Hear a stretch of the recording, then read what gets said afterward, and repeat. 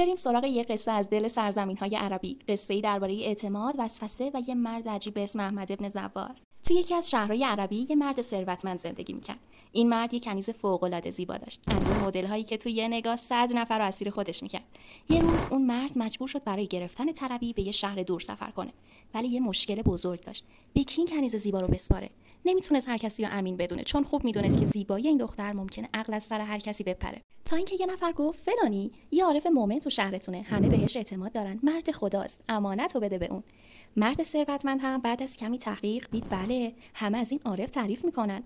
رفت سراغش، ماجرا رو گفت و عارف قبول کرد که برای یه ماه از کنیز نگهداری کنه.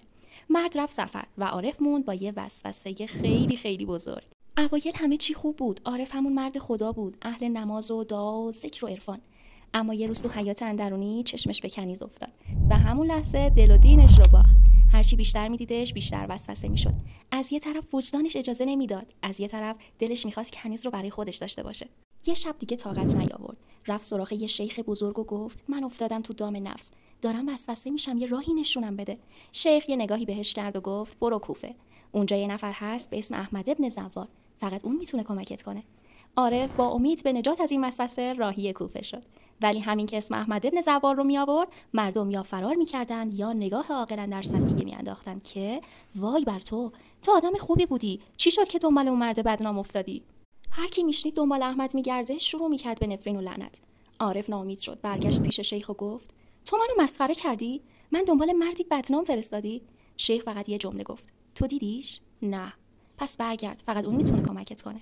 عارف برگشت کوفه، این بار با دلی محکم‌تر، تا اینکه بالاخره خونه احمد ابن زوار رو پیدا کرد. در زد. یه پسر خیلی خوش چهره در رو باز کرد. عارف پرسید صاحب خونه هست؟ پسر گفت بله و رفت داخل صداش کرد. عارف وارد شد، دید احمد نشسته کنار یک کوزه و همون پسر هم کنارش نشسته. احمد با پسر میخندید، بازی میکرد و حتی بغلش کرده بود. عارف با خودش گفت وای، این همون مردیه که قرار منو از گناه نجات بده؟ این که خودش تو گناه غرقه.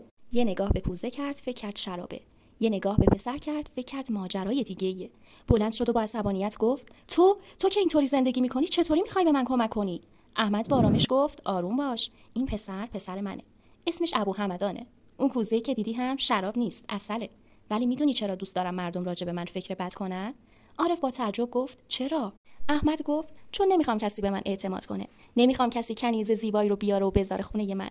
وسوسه سراغ هر کسی میاد، من از نگاه مردم بدنامم، ولی وجدانم راحته. عارف مات و مبهوت برگشت، فهمید که ظاهر همیشه باطن نیست. گاهی اونایی که از دور بد به نظر میان آدمای پاکتری هستن از کسایی که همیشه نقش آدم خوبا رو بازی میکنن. و این همون جاییه که قصه ما تموم شد.